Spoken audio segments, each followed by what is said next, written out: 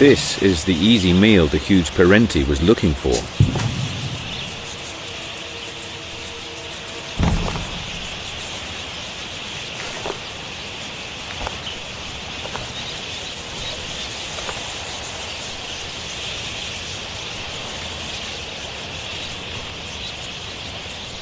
To him, it's a mere snack.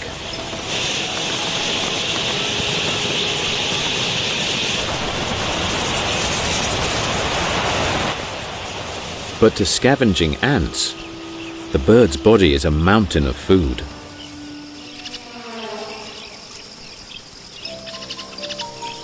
They dismantle it and ship it back to their nest, one jawful at a time.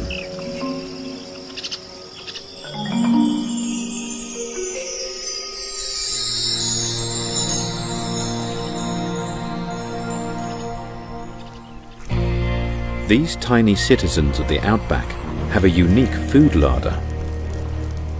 They are honeypot ants. Some of the workers from the colony are born to the role of food storage. The other ants feed them, and the nutrients are stored as a rich honey in their engorged abdomens.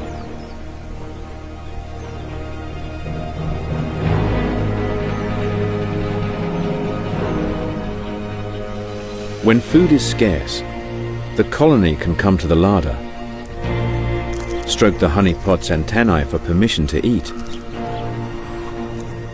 and then sip at regurgitated honey.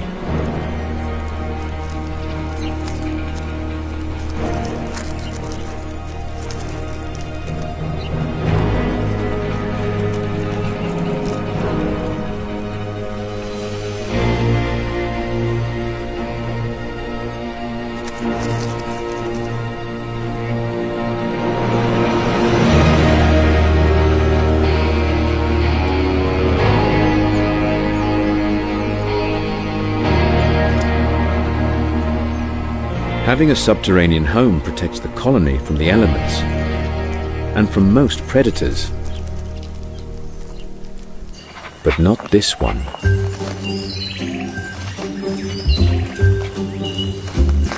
Uniquely Aussie, there's nothing else on Earth quite like the echidna.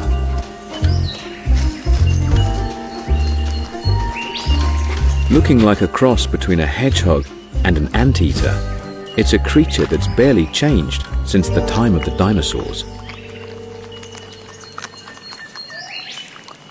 Mammals evolved from reptiles, and like their ancestors, the early forms still laid eggs.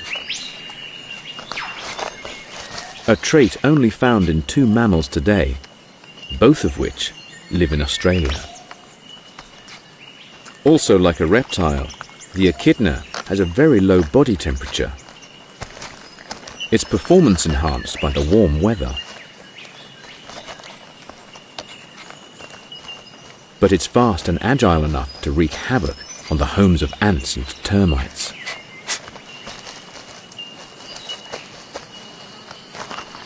Digging with its muscular shoulders and stout claws.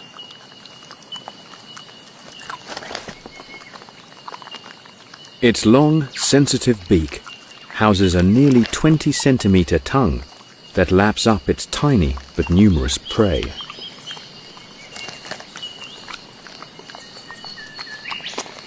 It can consume 20 grams of bugs a minute with 100 flicks of its tongue.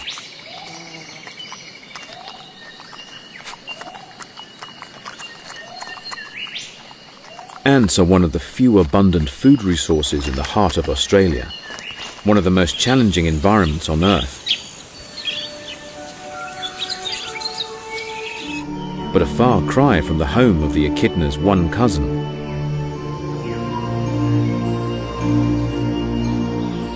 The northeast of Australia seems a world apart.